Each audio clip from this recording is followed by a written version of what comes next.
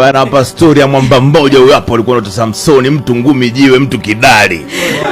Huyo Samsoni alikuwa mwamba kinoma mwanangu. Huyo mwamba alikuwa mwamba kiasi kwamba siku moja ile anakatiza road hivi mwanangu, sasa kutana na Simba kataka kumletea mizevezo, akamwambia wana kuchukulia kama nyau tu.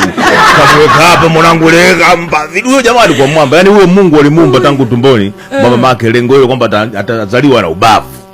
Ile alikuwa amekuwa ni mnaziri wa Mungu. Wewe mwanangu ameambiwa asiguse kilevi na asinyoe nywele.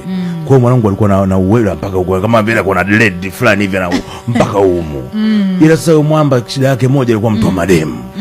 Mtu wa mademu. Kuuliza kwamba huyo mwamba alikuwa na ubavu. Siku moja ameingia kwenye mji akataka kumdavira. Ila nataka kutoka kwa mbona umefunga geti. Akaona inakuaje mwanangu umefunga geti, basi mwanangu akaenda pale getini, kautingisha mgeti ule. Alafu akauweka hapa. Akaamsha nao. Sio geti la nyumba wanangu. Geti la mji. Alafu ajaenda nalo bondeni kapanda nalo mlimani. Kuonesha oya kama mnaweza fateni moto huko juu. Sema huyo mwamba alidevela sehemu moja tu. Alikutana na hiyo pisi mwanangu inaitwa Delila.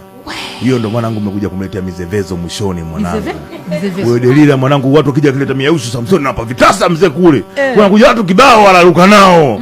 Sasa Delila kabidi amuulize jamani, wewe kaka jamani, hiyo miguvu inaitoa wapi? Akamwambia fresh tu kaucha mambo yao usiulize. Sasa Delila akaanza kumletea majaribu. Wewe baba unashinda kuniambia nguvu zako. Akamwambia alipomsumbua sana akamwambia sikia, wakinifunga kamba mpya mimi mwanangu bora nguvu zinaisha. Delila mwanangu kuna huko akaenda kutafuta kamba mpya akamfunga mwanangu. Kumfunga wala sio amekuja wamba mwanangu anataka waruke naye. Wewe alifanya hivi kama amemfunga na nani na ndevu za mahindi mwanangu. Yeye akammoja amekata. Samsoni asistuke kwamba mbona vipi mwanangu, mbona anauliza afa analetea wamba nini? Samsoni mwanangu alivokata zile kamba, Delila akaanza kumletea zile, yani wewe mwanamume muongo sana. Mtu kama unampenda unamwambia ukweli. Wewe baba uongo utakusaidia nini?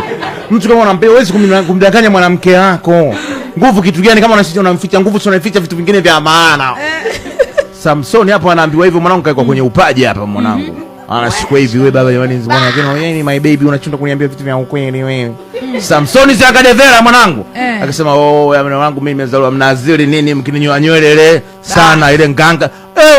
Mwanangu kuja kustuka mwanangu ameshikwa na usingizi, watu umekula vishungi mwanangu. Vishungi mwanangu alikuwa na dread, watu wamekula dread zile. Anaamka mwanangu anaupala kama madevu hapa. Akitaka kufanya mkono hivi zebu wewe mwanangu. Watu wakaja akapiga sana mwanangu akamtoboa macho.